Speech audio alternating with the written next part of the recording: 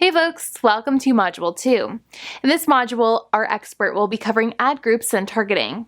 So get ready to take some notes and let's jump right in. All right, so here we are on the ad group page. Now the first thing you'll notice is that some of these variables seem to conflict with the variables on the campaign creation page. However, this is overlap, okay? This is sort of compartmentalization.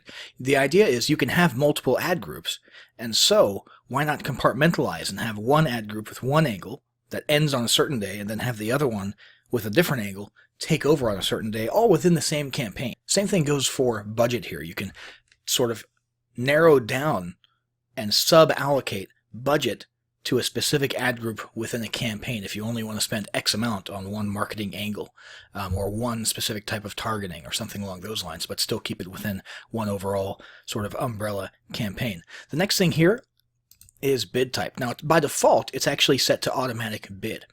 If you've done your homework, if you have a pretty solid understanding of the market value of bids for, the various types of engagements or clicks or objectives that you're going for, if you've done your homework, target cost can be something that you can incorporate into your campaign. However, if you haven't and you're new to Twitter ads, it's best if you just let Twitter and their algorithms handle this for you. Then we're going to hit next.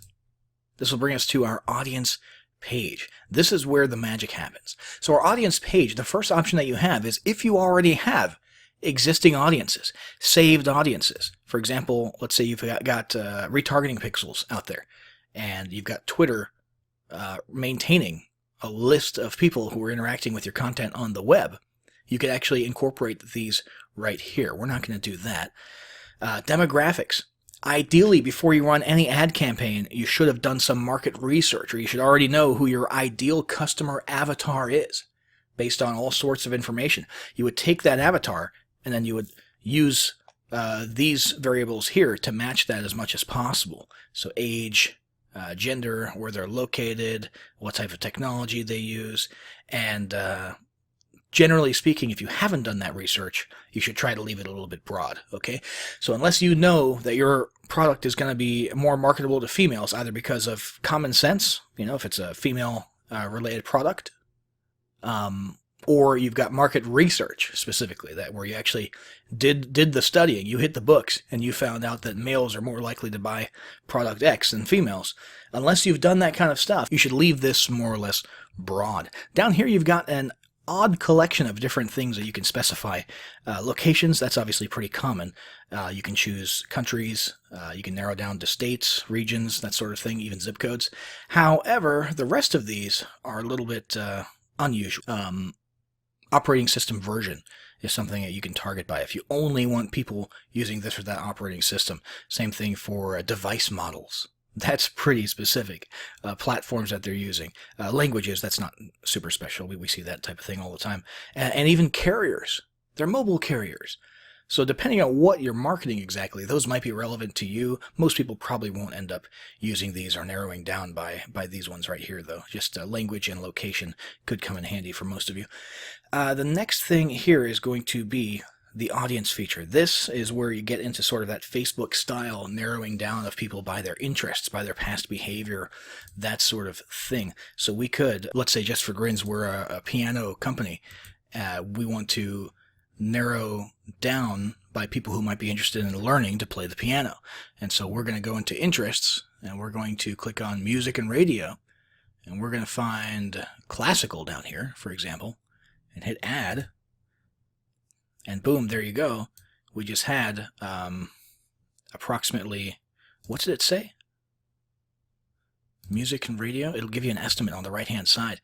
381,000 people who Twitter has positively identified as having shown evidence of being interested in classical music at some point in the past. Okay, so that's a pretty powerful way to target people. And as you can see, we've got a target summary or an audience summary right here on the right hand side that changes as you shape and narrow your audience. Now, recommendations is an interesting one. Basically, Twitter will figure out what the most popular hashtags and usernames are based on the audience that you've selected, and then they will incorporate those usernames and hashtags into your marketing for even further targeting. Now, the problem with that for us is we set all of our demographics to super broad. So because we're so broad, I don't know that having Twitter's algorithms go out and find popular hashtags and usernames associated with this demographic is going to be of any use to us at all. So I'm going to leave that turned off, but it definitely sounds like something worth exploring depending on how narrow your audience becomes and how narrow your demographics get. Now, another new feature here is retargeting people who saw or engaged with past tweets. That is a huge, very, very powerful way to sort of spend your ad dollar on specifically people who are already familiar with your brand, so that you're not getting as much in the way of cold looks, but you're getting some warm audience as well. Once we've got our audience all set up and selected, we're going to hit next, and that's going to bring us to the actual ad creative, which is what we'll cover in the next lesson.